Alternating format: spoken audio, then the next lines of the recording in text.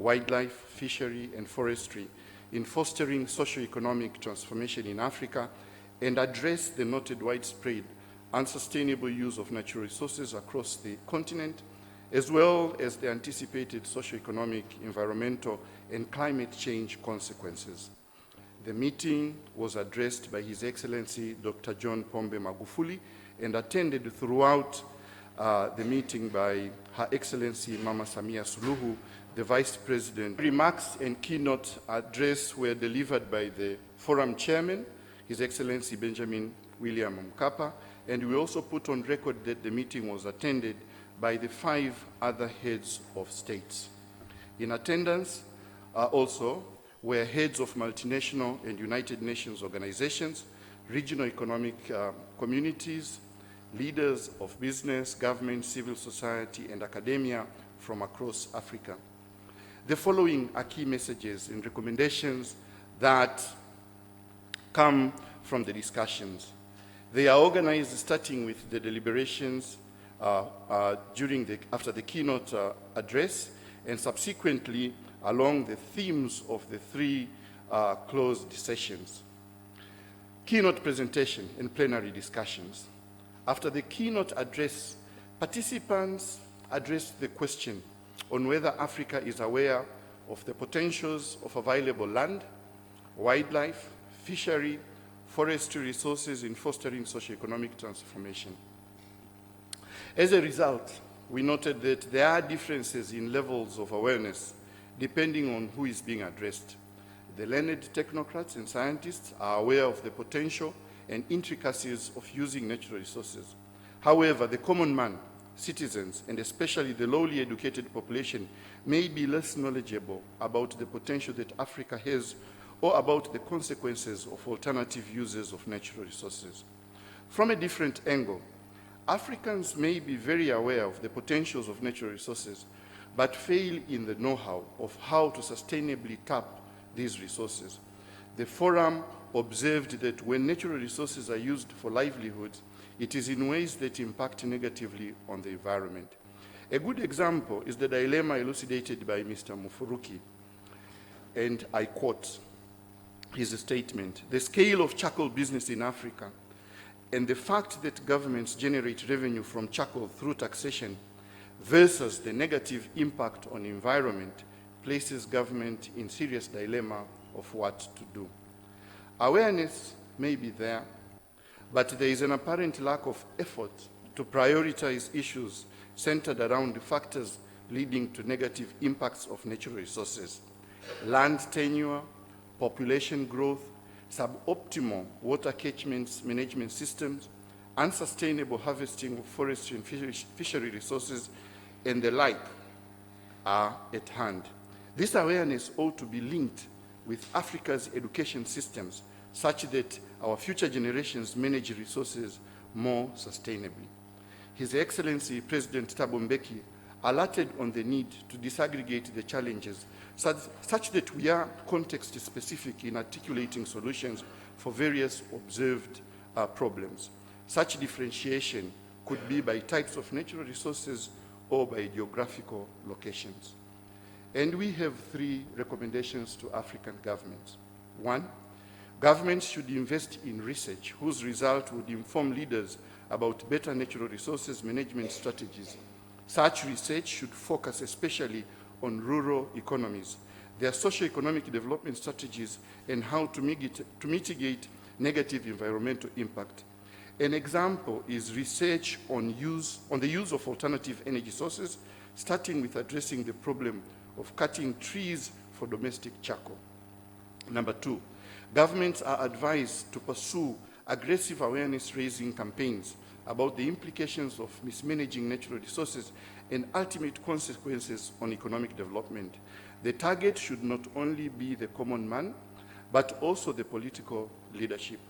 The goal should be to harness political will for proper management of natural resources. Government's initiatives, that's the 3rd one, to undertake natural resources management ought to be implemented with clear understanding of the needs of people in terms of their livelihoods and their medium and long-term development perspectives and desire. We went into a closed session number 1, and we thank Dr. Fatima Diton for the paper which she presented.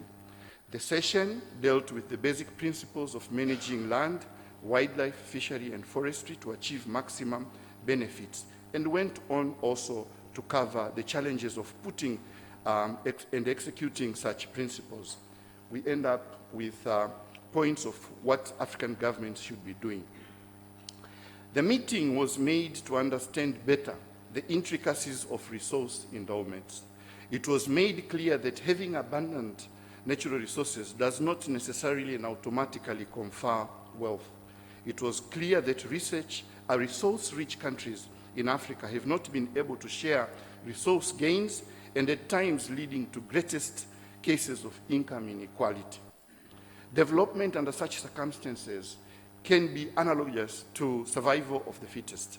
Subsequently, the resulting natural resource mismanagement, compounded with climate change, will reverse the many of the hard-won development gains. All the above are a result of not adopting good basic principles of good natural resources management. Participants concurred that in order to properly articulate relevant natural resource management practices, we have to start by understanding the key threats.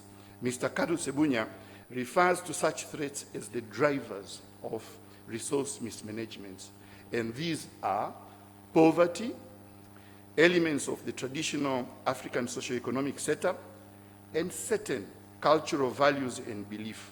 I would like to emphasize these two words, elements of and certain. Otherwise, there are quite a number of African cultural practices which are positively augmenting sustainable management of natural resources. And the last one is the vast informal sector. The ultimate natural resource management principles and good practices ought to be tailor-made to suit the African context, encompassing the above threats.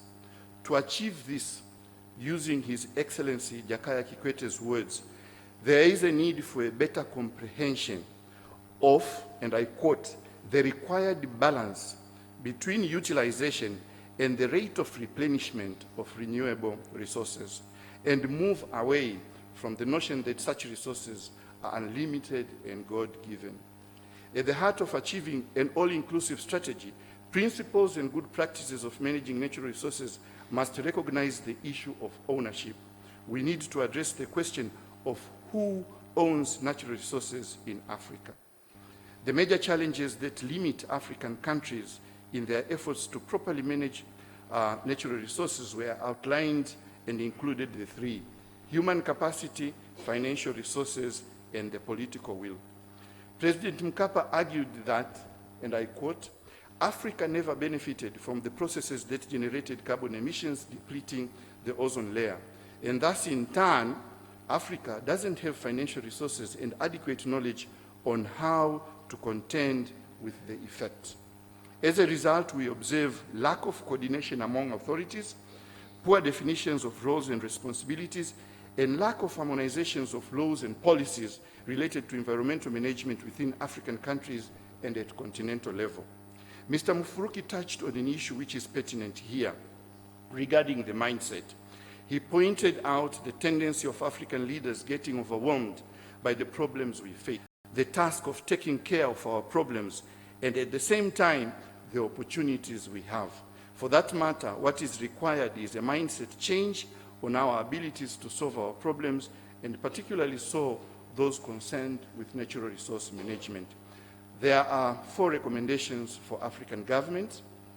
Africa needs 2 things. 1, leadership in natural resource management, and B, African institutions that can have a continental voice. Number 2, Africa ought to embrace the fact that it is capable of leading the global transformation process towards green economies by way of leapfrogging experience and technology. To achieve this, governments in Africa have to pursue 5 transitions that are with us right now. I'll go through them. 1, promoting alternative energy opportunities. Number 4, investing to achieve sustainable and highly productive agriculture, and addressing issues like the slash and burn which His Excellency Harry puts it as a very important issue.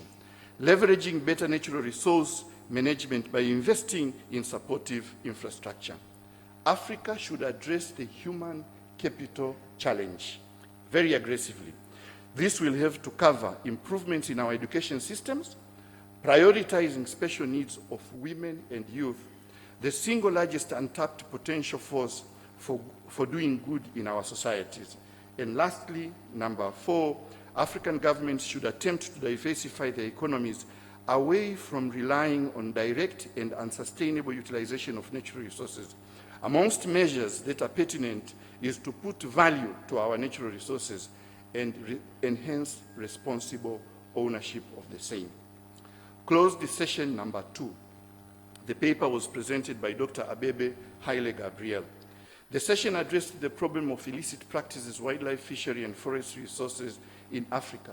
There were quite a number of revealing statistics which were presented. In the document, they were there, but for the purpose of saving time, I'll jump there. Factors that contribute to increasing illicit practices in wildlife, fishery, and forestry resources in Africa include the following, and I think these are important. Economically motivating factors. Illegal natural resource trade is very lucrative business, and there is high consumer demand in the destination countries. Also, illegal natural resource trade is relatively high in Africa because of 2 other factors. 1, low chance of detection, and 2, low costs of executing illegal practices. 3, there is a link between illicit trade of natural resources and political instability in the region. Examples include the effects of refugees movements across country borders and the activities of warlords. Number 4, illegal practices are also induced by transformation failures. For example, the unsuccessful development of agriculture has led to encroachment of forestry reserves, poor management of water, etc. And lastly, shortfalls in legal frameworks also lead to failures to enforce laws and incentivizing corruption. There are 4 recommendations to the government. African governments and regional economic communities ought to raise awareness regarding Africa's ownership of these resources and do so in a manner that generates anger amongst the leaders and the population about how the outside world exploits our resources. Such anger should drive actions to establish policies and institutions that protect our natural resources. Illicit trade of Africa's natural resources is an act of interference with African countries' sovereignty. Number 2, African governments should facilitate public and joint public-private initiatives to protect African wildlife. Protecting African wildlife is equated to and is considered synonymous to protecting Africa's future. Number 3, African governments need to convince themselves that the problem is in their hands. Solutions should come from inside the continent. Examples including according adequate weight to political instability as a driver to illicit natural resource trade. Number 4, governments ought to design incentives for legal natural resource businesses, encourage intra-regional trade in natural resources, and also encourage private sector to invest in areas such as deep-sea fishing, currently only done by foreign firms. Governments should press for international measures to depress consumer demand of Africa's natural resources, especially wildlife, outside Africa. And lastly, African governments should advocate for criminalization of illicit trade of natural resources globally. In the last session, this is the one which we held this morning, we thank Dr. Yokuba for the presentation he made, and it dealt on climate change and its impact on natural resources. We concur that climate change is the biggest challenge humankind is facing now. It is a fundamental threat to development, good resource management, and also the fight against poverty. Climate change is increasingly becoming not only an environmental but also economic and social challenge in Africa. and Africa is relatively more vulnerable than sister continents. Rising climate change vulnerability imposes constraints on land, wildlife. I refer to Honorable Joyce Msuya's statistics with regard to 1 million species out of 8 million which are in danger of extinction. You could go deep and also produce the same numbers with fishery and forestry management. Continued greenhouse emissions also stand out as a major challenge calling for action. There is now a recognition that African countries need to stand together in the global arena to protect Africa's natural resources. His Excellency Jakaya Kikwete reminded us on the African Union Initiative, the Committee of Heads of State on Climate Change, and the position the continent has taken. Honorable Joyce Msuya also re-emphasized the need to abandon the fragmented Africa approaches and voices. And earlier on, if I remember correctly yesterday, His Excellency President Obasanjo had reminded the audience that when in cases and where Africa stood together, it emerged stronger and successful than when each country worked on solitary. We have 3 recommendations from the 3rd session. African governments ought to profile higher global warming and continue to institute measures to deal with the problem.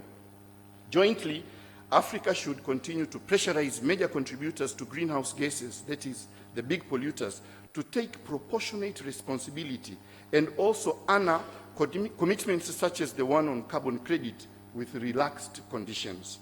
In turn, Africa has to carve out a business case out of the climate change mitigation and adaptation agenda.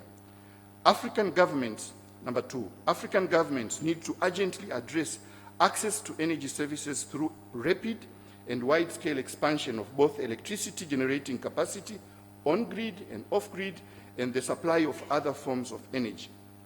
The forum concurred that whereas climate change is a global phenomenon, the impacts remain country-specific. Therefore, governments ought to continue investing in and promoting appropriate and proven mitigation and adaptation measures. In doing so, they should bring together the 3 pertinent communities of practice: policy, research, and practice in a more organized manner, and approach the challenge holistically via system.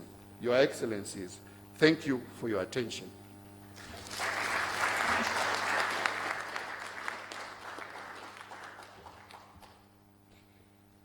Thank you very, very much, Professor Temu, for excellent delivery of the closing, the statement of the forum. Thank you so much. Without any further ado, ladies and gentlemen, we move to closing remarks, and let's give a warm round of applause to the convener of the forum, former President of the United Republic of Tanzania, His Excellency Benjamin Mkapa. Thank you.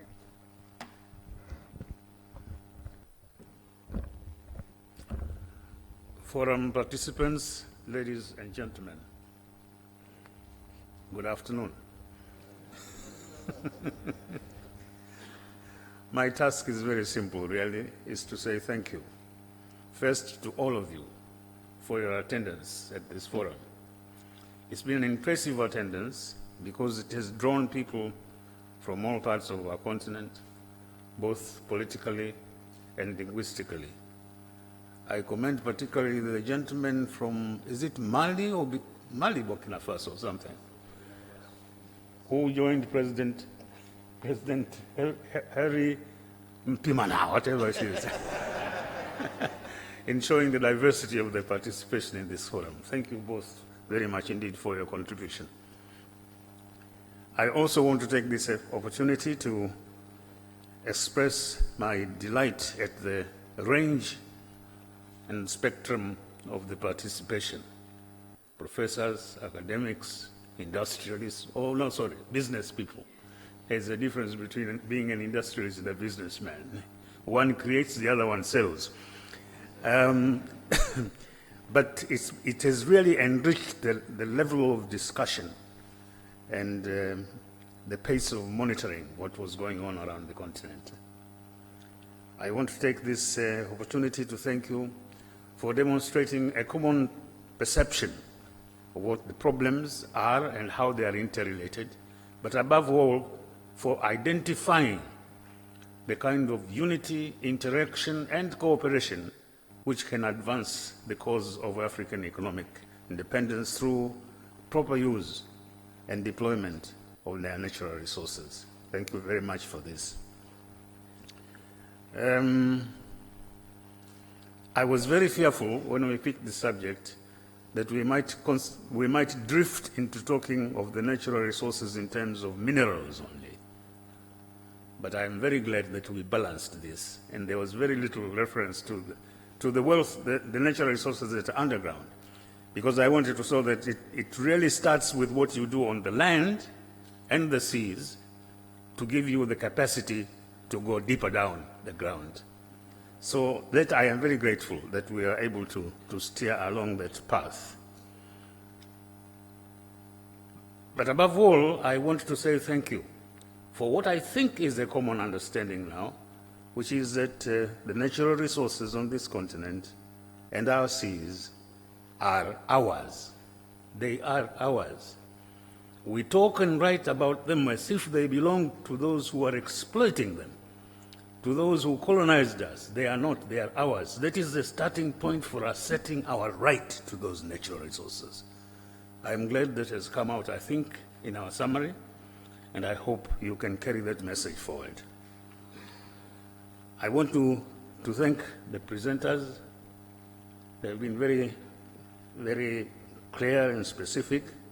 They have stimulated very warm discussions. I have to thank them because almost all of them put an emphasis as a starting point, the question of education and communication. The winner of the essay last night did a great job of consolidating this communication and education.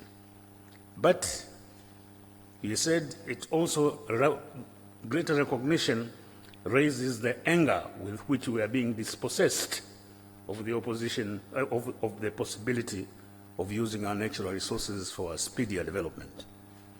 I have heard that word anger used very often. What I want to emphasize is that now that anger must start with us, with you, the delegates to this. I know it must be carried forward by the leaders because they don't seem to be sufficiently angered enough to drive this issue.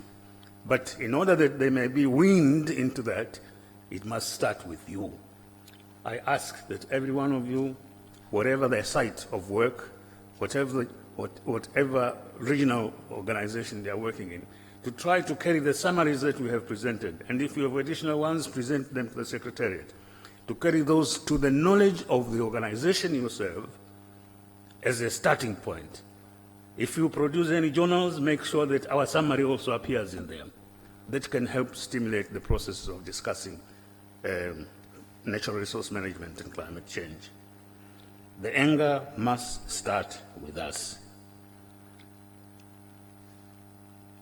With that, really, I am left only, as I said, to thank the sponsors who I identified last night, and also the government of Finland. I want to thank the heads of state and government who honored our invitation.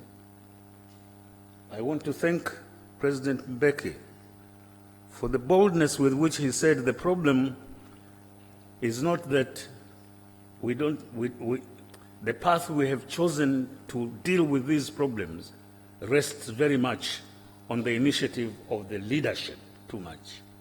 In order to get momentum, it must also be driven from the populace. This is very important because otherwise you will have a top-down initiative which winds up at the top.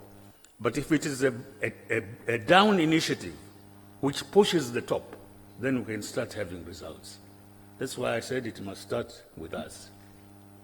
I know that is a tall political order, and it can be a potential for misunderstandings and conflict. But it is true. Leadership alone must also be held, suspended in office by the drive of the people they lead and those who are downtrodden and dispossessed. So that is another plea that I'm making to all of us. And finally, I want to thank Professor Temu for a job very well done indeed.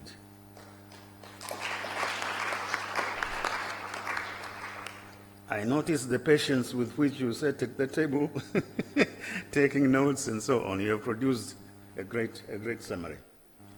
I want to thank the Secretariat, led by Professor Semboja of the Institute, for organizing this very well. So, in addition to asking you to be the forward carriers of the conclusions we have here, I want to assure you that the Institute will continue to drawing attention to the leadership of Africa in the search and consolidation of that African voice on the global scale that will ensure that we will survive and develop. Thank you all. Enjoy your lunch, travel safely home, and just to show for Professor here that I know a little French, bon voyage.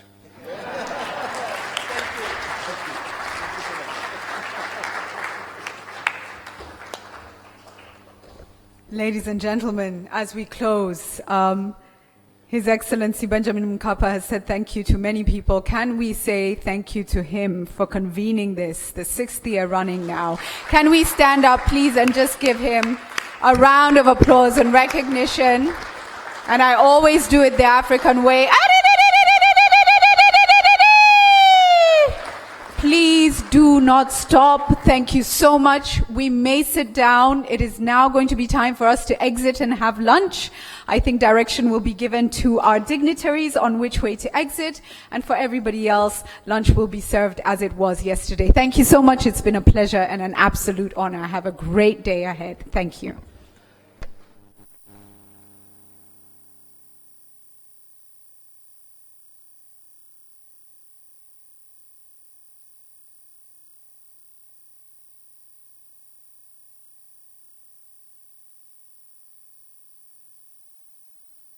Na ninaelewa ya kwamba mna shauku kubwa ya kusikia ya kwamba hili jukwaa la viongozi la Africa Leadership Forum ambalo linaratibiwa na taasisi ya uongozi limeweza kufikia maamuzi gani na kutoa miongozo gani kwa serikali za Afrika. Kwanza mjue ya kwamba mwaka huu tumejadili kuhusu rasilimali za Afrika, haswa zile ambazo ziko juu ya ardhi, ukiondoa mafuta, gesi na madini ambayo yako chini ya ardhi. Tumekuwa zaidi tukiangalia zile rasilimali asilia za Afrika ambazo ziko juu ya ardhi. Hii ni misitu, maji, wanyama na kadhalika. Na kwa pamoja mkutano huu umekubaliana ya kwamba moja kubwa, nguvu za pamoja za nchi za Afrika ni mbinu ambayo itaweza kufanikisha zaidi jitihada zetu za kuhifadhi hizi rasilimali tulizo nazo. Pili ni kwamba pamoja na kwamba matatizo ya mazingira na matatizo ya mabadiliko ya tabia nchi yanatokea kiulimwengu, lakini bado nchi moja moja zinastahili kuwa na mikakati rasmi ya kushughulikia matatizo yao kwa kila nchi. Jambo la tatu ambalo vile vile ni mwongozo au ni recommendation kwa serikali zetu ni kunyanyua umuhimu wa hizi rasilimali na kutambua ya kwamba ni sisi wa Afrika ambao tunamiliki rasilimali hizi. Mheshimiwa Mkapa, Rais mstaafu, amerudia mara nyingi, ni pale tu ambapo tutakubali na tutajiona kwa undani zaidi ya kwamba hizi rasilimali ni za kwetu, ndipo tutakapoweza kupanga mikakati ya matumizi bora na vile vile kuhakikisha ya kwamba wenzetu nje ya Afrika hawanufaiki zaidi na rasilimali hizi kuliko sisi ambao tuko ndani. Jambo la tatu ambalo limesisitizwa ni kitu ambacho kwa Kiingereza kinaitwa political will, ule utayari wa kisiasa wa viongozi wa Afrika kuchukua maamuzi magumu na kuzisimamia rasilimali hizi ili ziweze kufaidi wananchi. Jambo la 4 ni suala la